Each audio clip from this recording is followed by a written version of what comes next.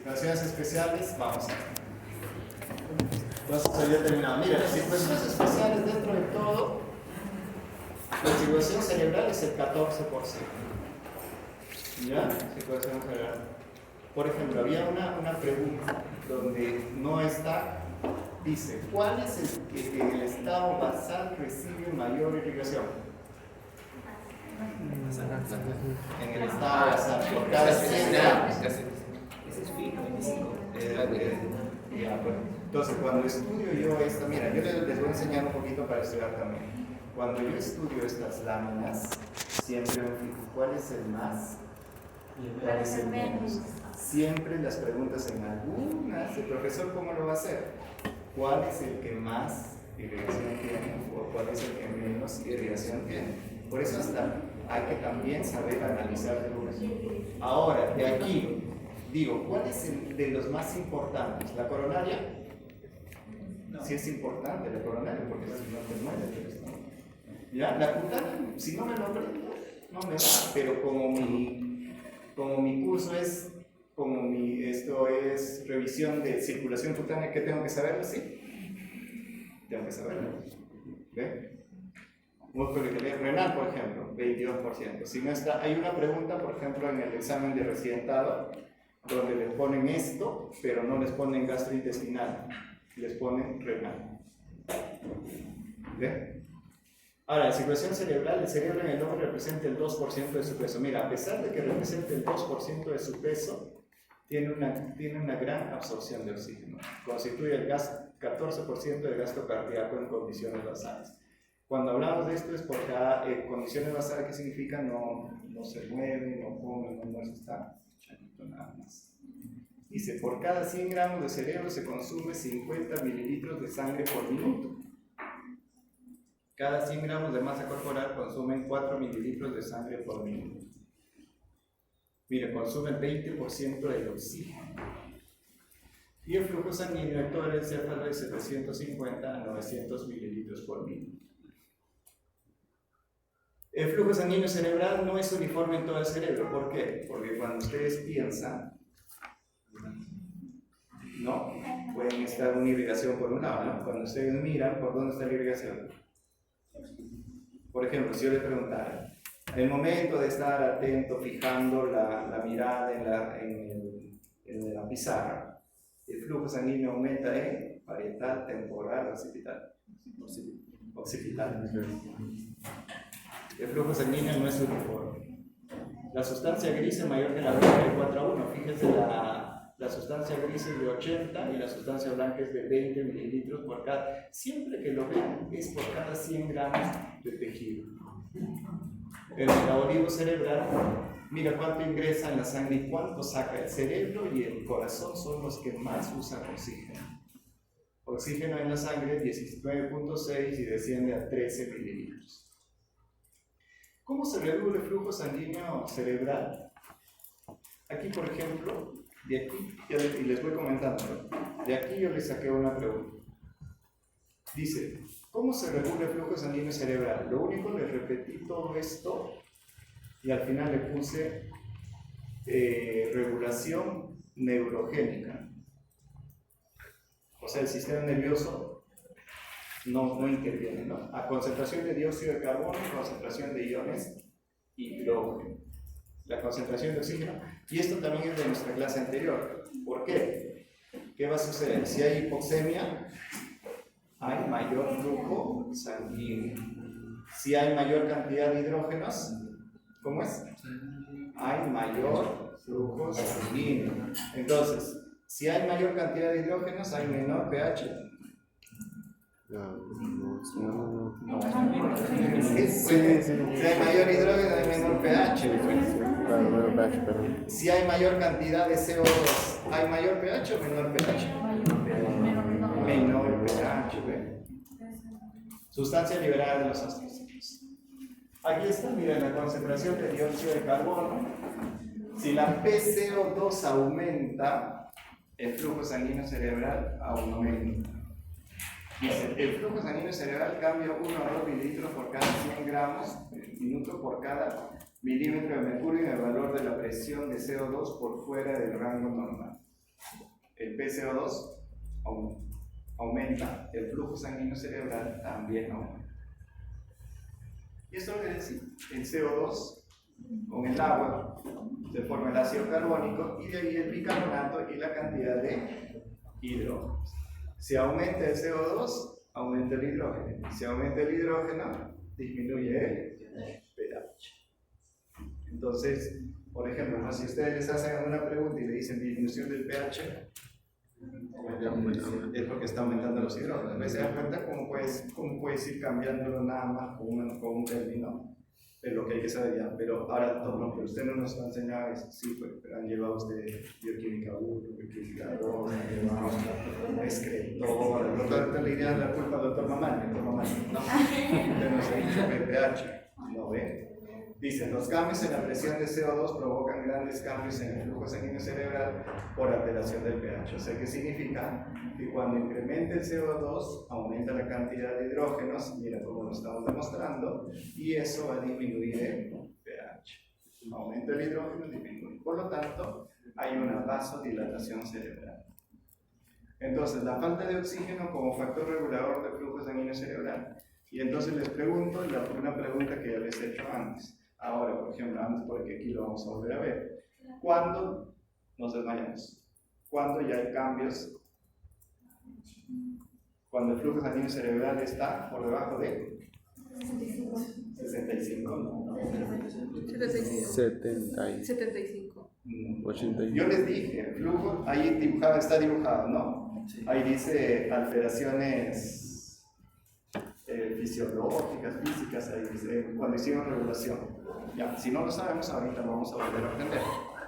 La falta de oxígeno causa una vasodilatación. ¿Por qué es importante esto? Porque nosotros hacemos ACVs isquémicos.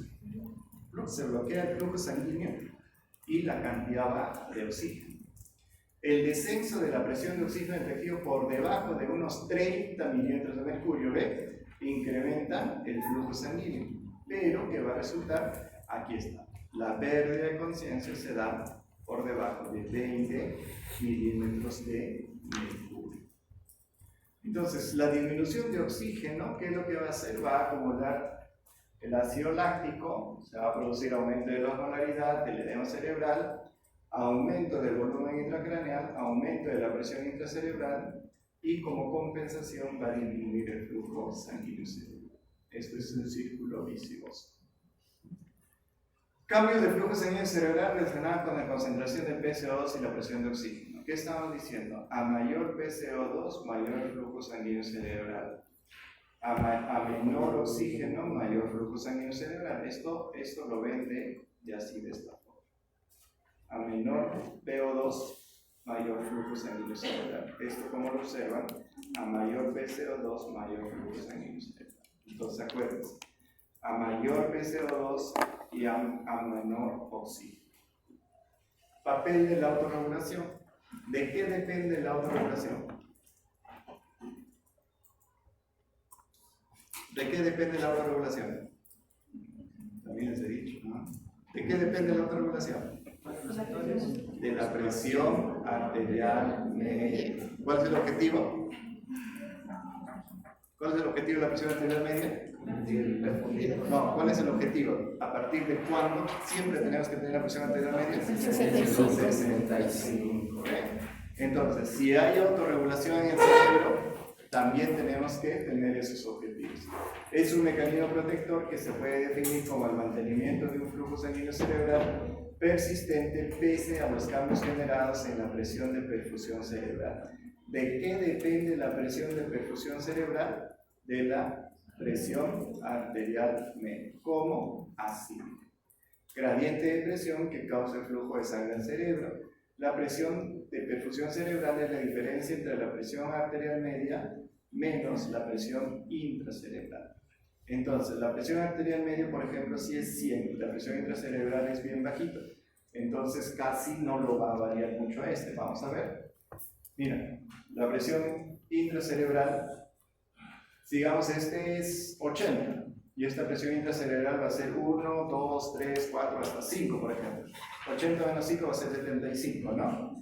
Entonces, ¿qué va a significar? Que la presión de perfusión cerebral va a depender casi directamente de la presión arterial media. Entonces, ¿cuál es la idea? Mantener una presión arterial media mayor de 65 o mayor de 70 para mantener un flujo sanguíneo constante. La presión intracerebral es la suma de las presiones ejercidas por los distintos componentes en la rígida bóveda craneal: la masa encefálica, la sangre y el líquido cefalorraquídeo. La presión de perfusión normal es de 60 a 100, claro, porque la presión arterial media también va de 60 a 100 aproximadamente, ¿se acuerdan? Entonces, por ejemplo, en el examen oral, ¿qué es presión arterial media? ¿Qué es?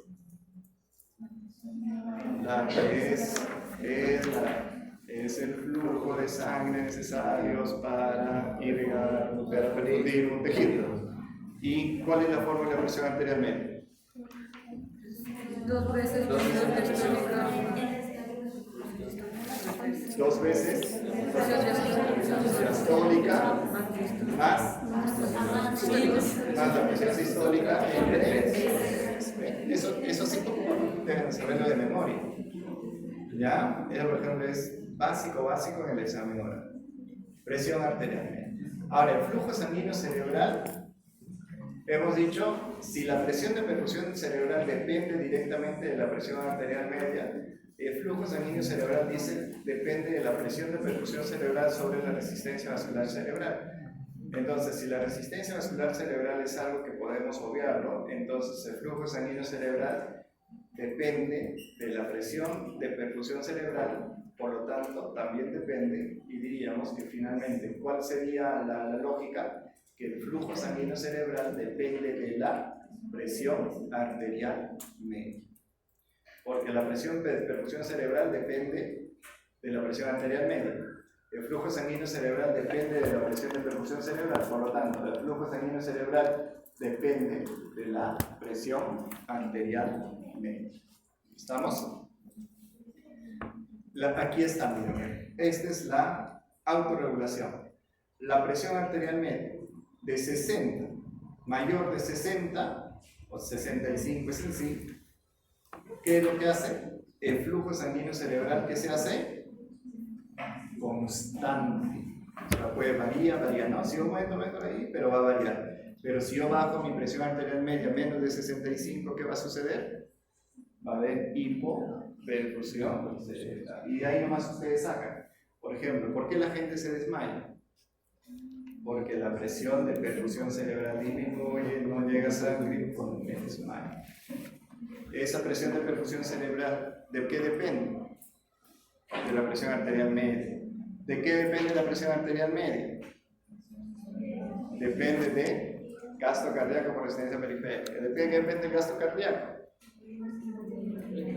Depende del volumen sistólico o frecuencia cardíaca. ¿De qué depende el volumen sistólico? De la precarga, ¿no? ¿Y de qué depende la precarga? Depende de la contracción venosa, depende de la bomba de los músculos, depende de todo eso.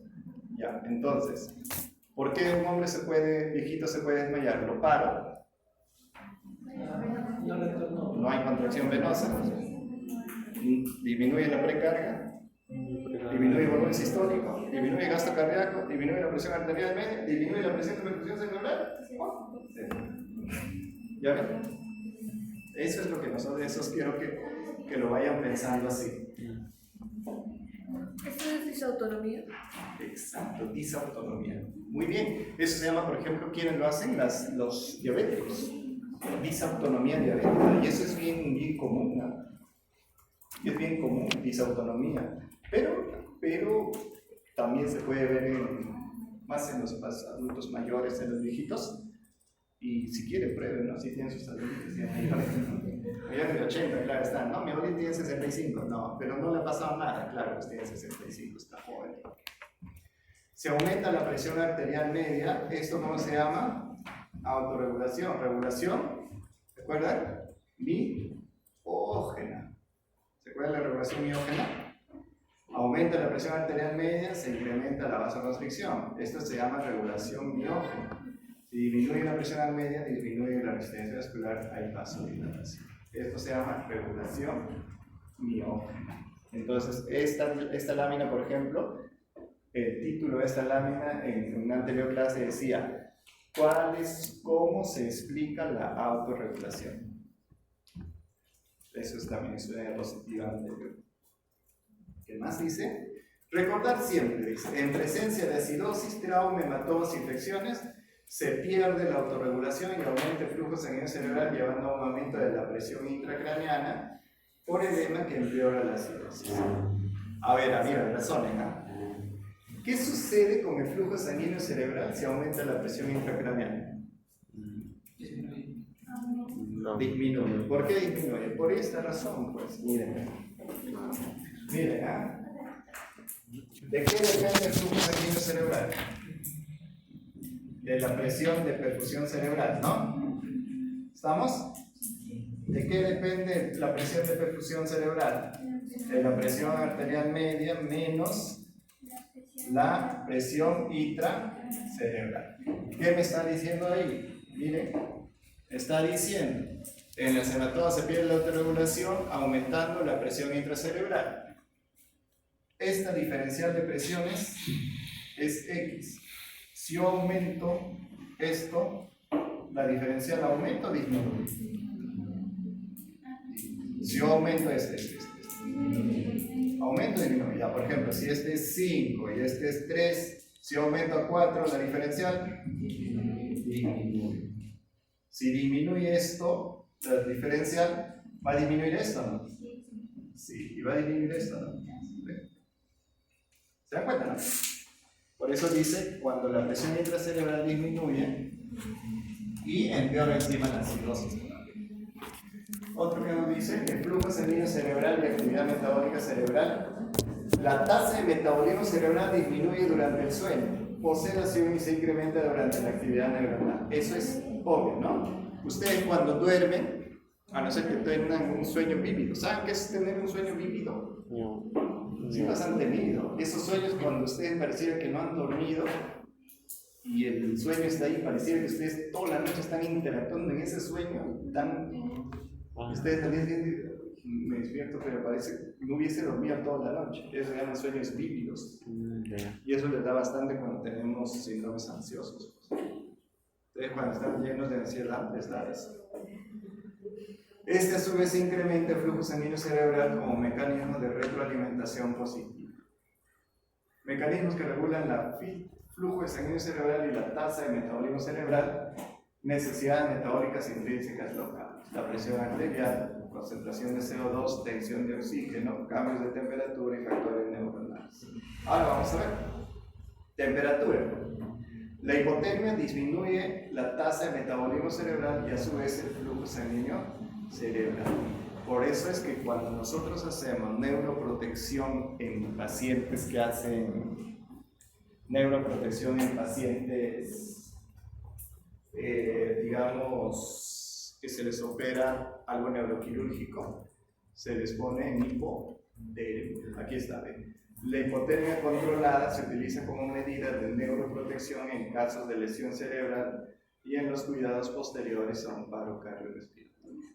¿Se dan cuenta qué importante es esto? Por eso es que le dicen no, en las películas también dicen no. Ese cuerpo se ha conservado. ¿Por qué se conserva un cuerpo? Porque lo ponen a temperaturas bajas, ¿no? La hipertermia incrementa la tasa de metabolismo cerebral y el flujo sanguíneo cerebral. Por ejemplo, este concepto de dónde le sale. ¿Quién ha expuesto piel? No está, ¿no? Todavía no está. Ya, ¿qué hemos dicho en la exposición de piel? La hipertermia, ¿produce vasodilatación o vasoconstricción? Vasodilatación, ¿no? Y el flujo de sangre es más periférico, ¿para qué? Para perder calor. Por eso dice la hipertermia aumenta la tasa de metabolismo cerebral y el flujo sanguíneo cerebral, sí, porque les produce también vasodilatación. ¿Ven? Con efectos tóxicos que llevan a desnaturalización proteica, lo cual se asocia a disfunción cerebral permanente. Por ejemplo, esta hipertermia, antes decían que podía ser también la cura contra el cáncer. Porque ¿qué resulta contra tumores, no? Ustedes han visto que hay baños de hipertermia, o sea, donde la gente se va, te ponen una tina y le van cambiando la temperatura. Cada vez más calor, más calor, más calor, más calor, más calor, más calor. ¿Cuál es la idea de eso? Que si tienes alguna simulación, los tumores tipo cáncer, ¿qué es lo que hacen? Son más sensibles al hipertermia. O sea, nuestro cuerpo puede soportar hasta 38, 39, 40 grados las células normales sin desnaturalizar las proteínas, pero dice que esto llega a 41. Sería, digamos, pero son estudios así que observan nada más, ¿no? Si no, todo el mundo estaría hablando en una tina, pues. No, imagínense. Como ahora les comento, ¿cómo es la vida? Mira, ustedes son jóvenes, también bien jóvenes. Resulta que en la mañana nos ha ingresado un jovencito de 14 años, 14 añitos el pobre. Tiene un sarcoma y con metástasis pues al hígado, al pulmón, al cerebro. ¿Sabes cuál es el futuro de este niño? Nada, pues. Oncología le ha dicho que no va a hacer nada, no va a hacer nada, nadie va a hacer nada por él. No porque no esté, sino está bien avanzado el niño. Y lo único que está, que grita y grita de dolor. Imagínense, ¿no? O sea, esa es una de las cosas que como médicos enfrentamos, ¿no? Porque nuestra situación emocional nos cambia bastante. Pero más que ustedes, por ejemplo, cuando crezcan y tengan edad, mi hija, por ejemplo, tiene 15 años. Imagínense la situación que uno puede estar mientras tú tengas un paciente así, ¿no? Y ahí me pongo a pensar, pues no, entonces por ejemplo al niño le han dado quimioterapia, le han dado radioterapia, le han dado todo y no ha habido respuesta. Y ese es un momento en la vida en que uno dice, no, te vuelves, ¿cómo se llama? Eso se llama frustración, te frustras, pues. ¿Para qué estudio? ¿Para qué hago? ¿Para qué soy? ¿Para qué todo? ¿No? Y ese momento, ¿qué haces? ¿Reclamas o no? Reclamas, pues. Miras al cielo y dices, ¿por qué no? Entonces el papá no puede preguntar eso. ¿Por qué Dios? ¿Por qué mi hijo? ¿Por qué mi familia? ¿Por qué yo? No se me cuenta eso. Yo le veo al papá, ¿no? El papá horriblemente destrozado, el papá. Terrible. Y en ese momento, mira, nosotros vamos a hacer oración todo. La medicina no es solo aprobar un examen, saber todo, ¿no? Sería bonito, ¿no? Pero no, eso es medicina. Y eso no solo te da, pues eso no es el valor que te da solamente aprobar un curso, sino, como la digo, ser empático se llama así. Cómo ver el dolor de otra persona, ¿no? En ese momento tienes el bien objetivo, pero te gana, pues. Te gana, ¿no? Te gana, porque yo lo veo al papá, yo tengo una hija de 15 años. Imagínense, yo en una situación así, ¿no? Si aumenta la viscosidad, aumenta el flujo sanguíneo cerebral. Disminuye, ¿no? La anemia aumenta o disminuye la viscosidad. Disminuye. Si disminuye la viscosidad, disminuye la resistencia vascular. Dice, y se incrementa el flujo sanguíneo cerebral como respuesta compensatoria por la reducción en la entrega de oxígeno. El aumento del hematocrito por encima de 55 puede disminuir el flujo sanguíneo cerebral. Usted dice, ¿cuánto es la relación de hemoglobina con hematocrito?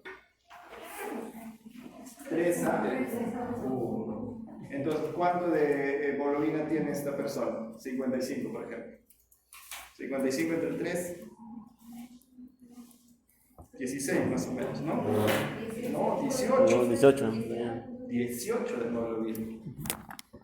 Entonces ustedes piensan, a ver, ¿qué persona puede tener 18 de hemoglobina en el Perú? La persona de la altura. Entonces la persona de la altura puede tener alteraciones en el flujo sanguíneo cerebral. Sí. Lo curioso es que tú vas a la altura, exacto. Tú vas a la altura y no andan con discusión, pues. Normal andan, ¿no? ¿Por qué? Eso se llama fenómenos de adaptación. Y ustedes cuando van a la altura, por ejemplo, se duele la cabeza, ¿no? ¿Por qué? Porque tardamos en adaptarnos. Para su examen del día jueves, fisiología integral. ¿Han hecho fisiología de la altura? Ya, por ejemplo, cuando hacen fisiología de la altura, ahí se ve eso, ¿no? Factores neurogénicos y flujo sanguíneo cerebral. Un tono simpático aumentado incrementa el flujo sanguíneo cerebral y un tono simpático disminuido reduce el flujo sanguíneo cerebral. También Circulación esplénica, ya eso ya lo hemos visto, así que ya lo vamos a pasar de frente, porque hasta hemos hecho. Ya. Entonces, ¿qué importa, por ejemplo, de esta circulación esplénica? La circulación sinusoidal, después, mira, la arteria trabecular, la arteria central, pulpa roja, pulpa blanca. ¿Esto cómo se llama? ¿Esta es circulación abierta o cerrada? Cerrada. ¿Y esta es circulación abierta? ¿Cuál es la diferencia entre circulación abierta y cerrada? A ver, describan nada más esto. ¿Cuál es la diferencia entre la circulación abierta, la sangre, donde llega hacia el tejido y del tejido pasa al sinusoide, ¿no? Y la circulación cerrada es cerradita, pues, ¿no? Es de la arteria pasa a la vénula y ahí pasa. Eso es la diferencia entre circulación abierta y circulación cerrada. Entonces, cuando yo estudio circulación esplénica, ¿qué tengo que saber? Circulación abierta y circulación cerrada, cuál es la diferencia entre los dos. Y obviamente que tengo que saber lo que sus compañeros nos han dicho tanto: la circulación esplénica trabecular, la arteria central, ¿no? Eso es lo que debo de saber. ¿Ya? Y representación. Entonces esto también, mira aquí cómo se ve. A ver, ¿qué es lo que sucede? ¿Quién es el que? ¿Cuál es digamos, la función del vaso? Hemocateresis. Hemocateresis, ¿qué significa? Que las células viejitas son desaparecidas, ¿no? ¿Y por qué? A ver, ¿se acuerdan de su ecuación de sus compañeros? ¿A quién es expuesta esplénica? Tampoco no está. Ahí está. A ver. ¿Su compañera qué ha dicho? Que en la circulación esplénica, el glóbulo rojo pierde su capacidad reológica. O sea que él se mete, no se puede meter por esos canales sinusoidales. ¿Y qué va a venir? El macrófago y lo ataca. Entonces, ¿cuál es el cementerio de los glóbulos rojos? El vaso. Ese fenómeno es hemocateresis. Pero en cuestiones, por ejemplo, en cirrosis hepática, el vaso, cirrosis hepática, se pone fibrosis, hipertensión portal, el vaso ¿qué hace? Hace un fenómeno conocido como hiperesplenismo. ¿Qué significa hiperesplenismo? Que es diferente a hipertrofia. Hipertrofia es que crece. El hiperesplenismo incrementa su función. Entonces, ¿qué es lo que hace? Mayor cantidad de hemocateresis. Por eso es que en los pacientes cirróticos hay anemia y hay plaquetoglicemia. Circulación fetal. La circulación fetal, ¿por qué le hemos puesto fetal y placentaria? Porque el feto y la placenta es una unidad. Recuerden eso, es una unidad. No es que el feto no se relaciona con la placenta. Esto, por ejemplo, esto es, ¿en qué semana está acá? Y a veces ustedes han visto en embriología. ¿En qué semana está? Segunda. 0, 1. Es primera semana, séptimo día de la primera semana. Ya, entonces le pregunta el examen, ¿cuándo sucede la implantación del embrión? Séptimo día. ¿No? Séptimo día. Viene y miren cuál es el fenómeno acá. Que este blastocisto, ¿no? Tiene un trofoblasto y va perforando, va invadiendo al estroma uterino, que está compuesto por células residuales. Y miren quién es el que está acá, el citotrofoblasto y el citotrofoblasto. Van invadiendo, pero ¿cuál es el razonamiento acá? Este blastocisto, ¿qué es lo que necesita? Necesita de sangre para sobrevivir. Entonces, miren qué es lo que hace. Forma lagunas. Forma lagunas que se le llaman lagunas trofoblásticas. Y de estas lagunas trofoblásticas, por ósmosis, este embrioncito se nutre. ¿En qué semana está acá? Tiene endodermo, ectodermo, mesodermo. Tercera. ¿Qué sucede en la cuarta semana? Este endodermo se no, se mueve así para formar todo. Entonces, tercera semana. Y aquí miren qué es lo que está pasando. Esta es la laguna trofoblástica, que es de sangre materna, y viene el sitio trofoblasto, ¿qué es lo que está haciendo? Está invadiendo, y el embrioncito se nutre por osmosis. Recuerden eso. Miren cómo ha sido el desarrollo, ¿ven? 9 días, se va invadiendo y hay el tronco de la vellosidad terciaria. Miren, esto es maravilloso. Y sigue habiendo un espacio intervelloso donde aquí está la sangre materna, está el sitio trofoblasto y los vasos sanguíneos, y aquí viene el pedículo de fijación. Esto es la placenta. Aquí está la placenta. Dice, la circulación placentaria es de muy baja resistencia. Esto de aquí, por ejemplo, van a saber que si la circulación placentaria es de muy baja resistencia es porque el feto también tiene baja resistencia, por lo tanto el feto es hipotenso. El feto es hipotenso. Feto es diferente al embrión. El feto es hipotenso. Por eso dice, la circulación placentaria de muy baja resistencia produce una baja resistencia circular sistémica en el feto. O sea, el feto es hipotenso, tiene la resistencia vascular periférica disminuida, favoreciendo cortocircuitos de derecha a izquierda. Un cortocircuito de derecha a izquierda más común, ¿dónde es? Ya, ustedes esto lo han llevado, pero ¿cuál es el circuito de derecha a izquierda más común? ¿Entre quién y quién? Cortocircuito. ¿Entre quién y quién? Entre la aurícula derecha y la aurícula izquierda. ¿Cómo se llama el agujerito? Oval. Es por el agujero oval. Circulación placentaria. La unidad funcional de la placenta es la velocidad coriónica. Provee una gran superficie para que la sangre fetal está cerca de la madre. Tenemos 2 arterias umbilicales, llevan sangre con productos de desecho y poco oxígeno, y miren una vena umbilical. Pero, si ustedes se dan cuenta, este se llama arteria umbilical y se va a la vena umbilical, porque esto está en función de ¿quién? En función del feto. Todo vaso sanguíneo que sale del corazón, que sale del feto, es una arteria. Y todo vaso sanguíneo que llega al feto se llama vena. Por eso la vena umbilical lleva sangre con oxígeno y nutrientes hacia el feto desde la placenta. Miren esto. ¿Han visto un parto ya?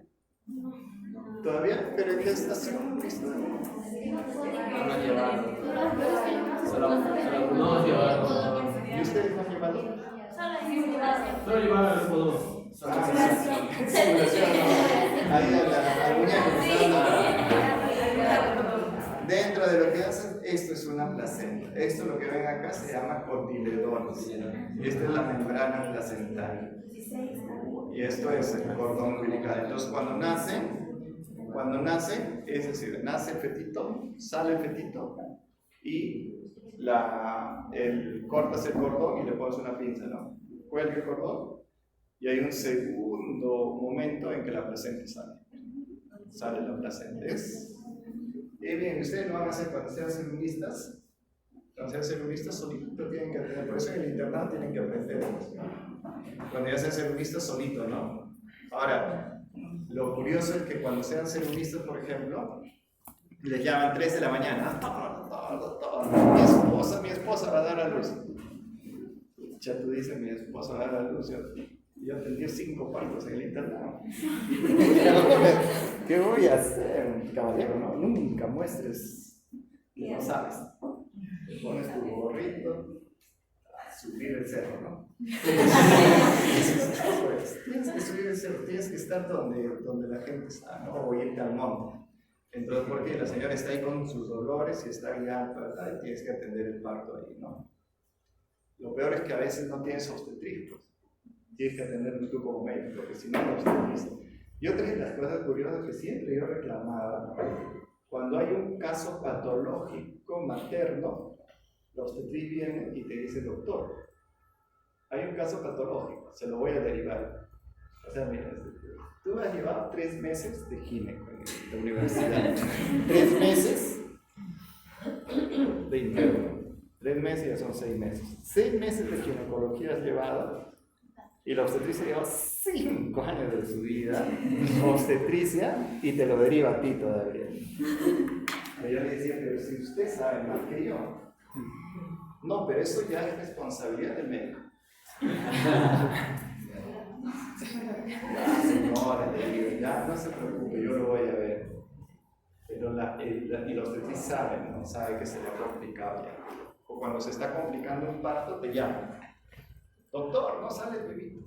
Tú entiendes, güey. Yo le digo, tú has tenido 5 años, has hecho sedum, has trabajado todo. Si no sale el bebé, ¿qué voy a hacer? Le decía, ¿no? Yo en la universidad lo acabo hace 1 año. Y estoy igual, no, estoy peor que tú. Y así van, chicos. O sea, y esas cosas usted les da gracia ahorita, pero en ese momento le va a dar cólera, ¿no? Van a ver, eso les digo. Y esto es la placenta. La circulación fetal hay 2 diferencias. El feto debe transportar sangre desde y hacia la placenta y los pulmones no son funcionales. Porque los pulmones no están colapsados, están hemicolapsados, semicolapsados. Recuerden eso. Miren cómo ingresa. ¿Ven? La vena umbilical, ingresa el conducto venoso, la vena cava inferior. Estas zonas, 1, 2, 3, 4, son zonas donde se va a producir la mezcla. La vena umbilical lleva sangre oxigenada, la arteria umbilical saca sangre oxigenada. Aquí está, los pulmones se encuentran en un estado de semi-colapso. Miren el gasto cardíaco por kilo de peso, 220 litros por kilogramo por minuto. Este gasto cardíaco. El ductus venoso, este es el ductus venoso. Es cuando llega aquí la vena umbilical, llega aquí la vena umbilical y mira, este ductus es el que va a relacionar la vena umbilical con la vena cava inferior. Conecta la vena umbilical con la vena cava. Actúa a manera de esfínter imponiendo un flujo acelerado. ¿Por qué? Porque imagínense que la vena cava está viniendo acá y ¿qué resultaría? Que si no hay un esfínter, ¿qué sucedería? La sangre de la vena cava retornaría por acá. Entonces este es un esfínter, está saliendo, entonces cierra para ir para de frente, ¿no? Y esto también es la maravilla que nosotros tenemos. Ustedes se han presentado, por ejemplo, qué bonito es cuando vean en la vena su compañera que ha hecho circulación hepática. ¿Qué nos ha dicho? Que se juntan 2 circulaciones, ¿no? Se junta la circulación venosa y la circulación arterial, como se juntan en el sinusoide, ¿se acuerdan? Y qué bonito, o sea, mira, imagínense, y eso hace que salga la sangre, salga todo. Es lo que también tenemos que ver. Aquí también, mira, aquí se está mezclando la circulación arterial con esta circulación venosa. ¿Qué va a suceder con esta sangre en este punto, por ejemplo? ¿Baja la saturación? ¿Se mantiene la saturación? ¿Cuál de los dos? Si yo le tomo la saturación acá es 90. Acá, ¿baja o disminuye? Baja o disminuye. Baja, porque ya le dije la respuesta, baja. ¿Por qué va a bajar? Porque está mezclándose sangre arterial con sangre venosa. O sea, se mezcla sangre arterial con sangre venosa, por lo tanto, ¿qué es lo que va a suceder? Va a bajar la saturación a este punto. Evita que la sangre suave puede penetrar, ¿no? Y está el foramen oval. Una vez que llega la sangre acá, la aurícula derecha pasa a la aurícula izquierda. ¿Por qué? Porque en la circulación fetal la presión de las cavidades derechas es mayor que la presión en las cavidades izquierdas. La abertura en la pared cerebral es la cavidad cardíaca. Mira, la saturación, la saturación en la aurícula izquierda ya es 75. ¿Cuánto es nuestra saturación normal? De 90 a 100 o más de 80, ¿no? Y miren, la saturación por todas esas mezclas se bajó a 75. Por lo tanto, el fetito es hipoxémico. El feto es hipoxémico. Entonces ya estaba diciendo, El feto tiene la resistencia vascular disminuida, tiene hipoxemia, o sea, camina en hipoxemia el feto. Entonces la circulación feto-placentaria es de baja resistencia. El ductus arterioso. Este ductus arterioso, este es un conducto cerrado, un conducto abierto, y miren ¿qué es lo que sucede? La sangre llega al ventrículo derecho y del ventrículo derecho sale la arteria pulmonar. ¿Estamos? La arteria pulmonar, pero la arteria pulmonar, como los pulmones no necesitan mucha sangre porque están semicolapsados, toda esta sangre que sale se lleva hacia la aorta. Lo lleva hacia la aorta. Es el vaso sanguíneo que conecta la arteria pulmonar y la aorta en el feto. Transporta un 60% del volumen sanguíneo total hacia la aorta, porque el otro restante se van hacia los pulmones. Se mantiene abierto por la hipoxia fisiológica, ¿ves? Y porque este pulmón está contraído. Entonces, ¿en qué momento se va a cerrar? Se va a cerrar en el momento del nacimiento. El agujero oval también se cierra en el momento del nacimiento. Y a veces, muchas veces, los pediatras le ponen el estetoscopio y dicen, sí tiene un soplo, dice. Y la mamá lo dice, soplo. No, eso se llama soplo inocente. Entonces, ¿qué sucede? Que a las 72 horas, 48, 72 horas o 5 días se cierran y ya no hay pues la circulación, ¿no? Y es un montón, y a veces los papás vienen diciendo, no, mi hijo dice que tiene soplo, le escucha soplo, no le escucho soplo, sí, el doctor ha dicho que tiene soplo, pero eso se llama soplo inocente, o sea, es un soplo que desaparece en el tiempo cuando crecemos nosotros. Entonces, cuando ya desaparece la hipoxia, desaparece, pero hay momentos en que esto también se queda abierto, ¿no? Y eso te complica la hipertensión pulmonar. La sangre desaturada llega a la vena cava, a la vena cava superior, vena cava inferior, seno coronario.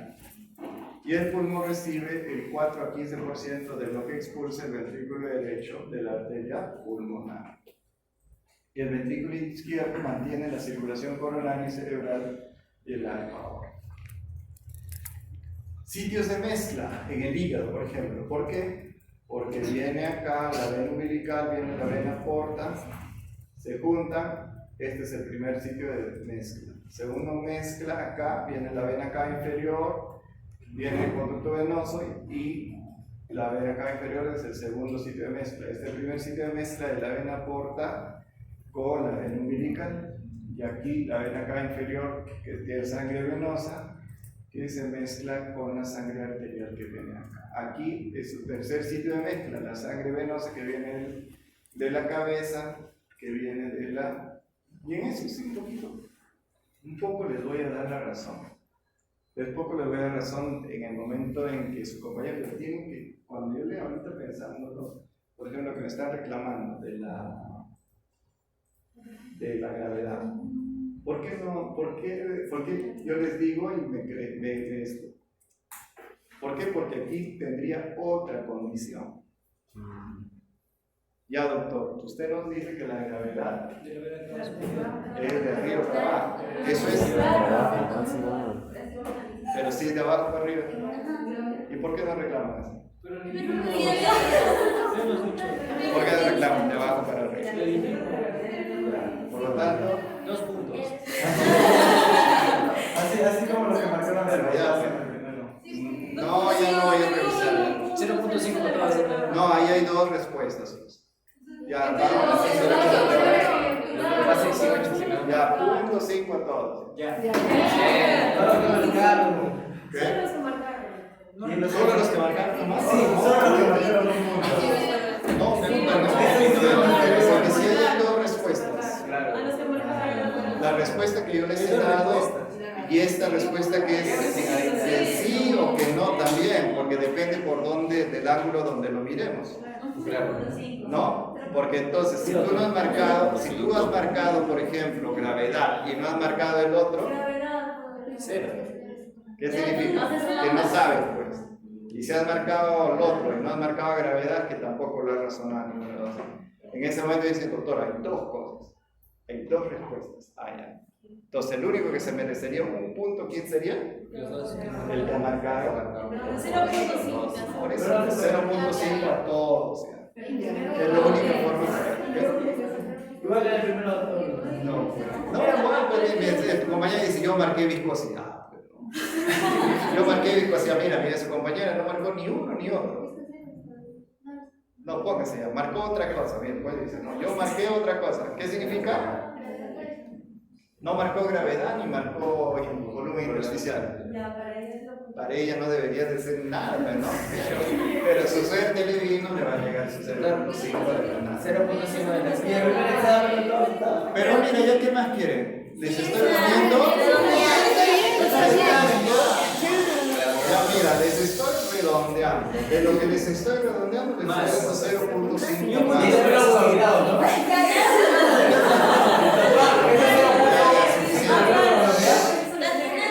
Ya está bien. Ya, pero cuando reclamen tienen que levantar la mano y si ya les damos y reclaman sí, pues.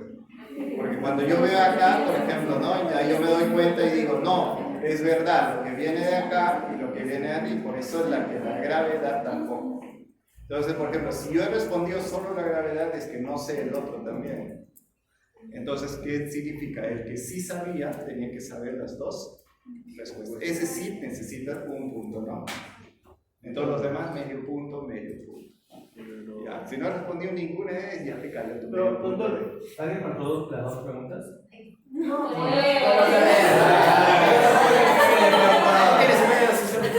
Apellido y Ya, escuchen, ya estamos, ya cuando reclamen. Ya, para no estar revisando los exámenes, medio punto. Ahora, por si acaso, por favor, los que han tenido el punto en el examen anterior, cuando yo les voy a sacar el día jueves, vamos a dar el examen, yo le voy a dar a Danilo, lo estoy fastidiando como idioma para que me dé las notas. Pero ustedes, cada uno se sube su punto, 0.5, no van a decir, toda que va a salir la nota para ver si va a dar ustedes solitos van a hacer sus promedios. ¿Ya? O yo le voy a dar al delegado, el delegado me va a ayudar a sacar los promedios. O sea, de lo que tenemos una nota de que nos va a pasar el delegado, le redondeamos y le sumamos 0.5. No. Ya está bien. Yo les voy a dar ya redondeado. Claro, De lo que está redondeado le sumamos 0.5. y le van a sumar 0.5, pero yo lo voy a sumar el 0.5 al final todavía, de todos. Entonces 0.5 va para el tercer teórico. Al tercero, porque es por esta pregunta, pues. ¿Ya? O como su delegado dice, no, mejor anulamos esa pregunta y sobre 18. No conviene porque no pude ni siquiera haber contestado y me conviene 0.5. Y si he contestado la pregunta está bien, miras, ya no me va a valer 1, me va a valer 1.5. ¿Ya ven? Sitio de mezcla de la sangre, el hígado, la vena cava inferior, la aurícula derecha, aurícula izquierda y sitio de... Miren, característica muy simpática de la baja presión de oxígeno, por eso es hipoxémico. Alta presión de CO2, obviamente, pH bajo. Y aquí sale, mira, ¿por qué el pH es bajo? Porque la PCO2 es alta. Y ustedes se han dado cuenta cuando han estudiado gestación, bueno, frecuencia cardíaca alta. ¿Cuánto es la frecuencia normal de un fetito? 140. No, aquí 140, es una frecuencia bien alta. ¿Se dan cuenta? Ahora, ¿y la hemoglobina de un fetito cuánto es? También es altísima, tiene una hemoglobina en 20. En 20, 18, 20 tiene. Entonces, ¿ustedes por qué creen que tiene la hemoglobina tan alta y la frecuencia cardíaca tan alta? Porque como es hipoxémico, necesita mayor transporte. ¿Y por qué? Porque esa poca cantidad de oxígeno lo tienen que transportar más. Entonces, para transportar más, ¿qué necesita? Mayor cantidad de hemoglobina. Ahora, y como necesita transportar más, necesita dar mayor cantidad de veces. ¿Para qué? Para oxigenar un tejido. Por eso la frecuencia cardíaca es más alta. Y si la frecuencia cardíaca más alta, ¿cómo es el gasto cardíaco? ¿Más alto? ¿Más bajo? Más alto también, pues, ¿no? La resistencia es disminuida. La baja presión, si la resistencia es disminuida es baja presión. ¿El pulmón está lleno de líquido? Claro. Hay una elevada resistencia vascular central, elevada presión arterial pulmonar porque el pulmón está lleno de líquido y el flujo sanguíneo pulmonar bajo. el gasto cardíaco es 3 veces mayor que en el adulto, debido a, miren, a la alta frecuencia cardíaca fetal. ¿Y de dónde le sale esto? Porque gasto cardíaco es volumen sistólico por frecuencia cardíaca. Si aumenta la frecuencia cardíaca, aumenta el gasto cardíaco. Y si el feto tiene 140, ¿qué va a pasar? Va a aumentar su gasto cardíaco. Por eso dicen que es 3 veces mayor que en el adulto. Alto volumen sistólico, elevado retorno venoso, 2 veces más grande que en el adulto. Baja resistencia periférica, presencia de cortocircuitos y aumento del tono vascular simpático que se agrega cerca del término. Y adaptación a una baja saturación de oxígeno en la sangre. Somos maravillosos. Nosotros somos maravillosos. Yo siempre digo, ¿no? Quien nos creó nos hizo tan perfectos que los únicos que nos creemos imperfectos somos nosotros mismos. ¿No se mira al espejo? No hay nada. Cuando se mira al espejo, ¿qué dice? ¿Por qué Dios nos hizo así? ¿Por qué necesariamente? ¿Por qué? Porque la placenta, porque necesitamos todo, ¿eh? Todo está adaptado. Por eso cada vez que ustedes se sientan, digamos, se sientan derrotados, se sienten que ya no pasó nada, se sientan de todo, ustedes son la obra más perfecta que Dios ha hecho. ¿Cuántos no llegan a la edad de ustedes? ¿Cuántos se mueren antes de nacer? O sea, ni siquiera nacen. Por eso somos nosotros una obra. Ya pues no nos saldrán mal las cosas, ¿no? Pero ya pues hay que pensar en eso. Mira, mayor afinidad por el oxígeno que la del adulto. ¿Por qué? Porque no solo tiene hemoglobina, tiene mioglobina. La saturación del oxígeno en promedio total es 60% y la saturación del adulto es 98%. Contenido del oxígeno en el feto 16 mililitros y 21 mililitros por decilitro. Y la concentración de hemoglobina es mayor que en el adulto. Si nosotros tenemos 20 gramos de hemoglobina, estamos súper preocupados, ¿no? Pero en el feto está bien. Al nacer ocurren 2 fenómenos. La separación de la placenta aumenta la resistencia vascular sistémica, se invierte el flujo sanguíneo, aumenta la presión, cierre gradual del foramen oval y constricción gradual del ductus. Todito lo que está acá se va cerrando, pero estos son cierres graduales. No vais a pensar, naciste y ¡pum! Se cerró. Se cierra de poquito, 72 horas, se demora en cerrarse 48 a 72 horas. La expansión de los pulmones aumenta la presión de oxígeno, disminuye la resistencia vascular pulmonar, es esto, no es periférica, pulmonar, aumenta el flujo sanguíneo pulmonar 8 a 10 veces, disminuye la presión de la arteria pulmonar. Y esta es nuestra última clase, chicos. La verdad que esta es nuestra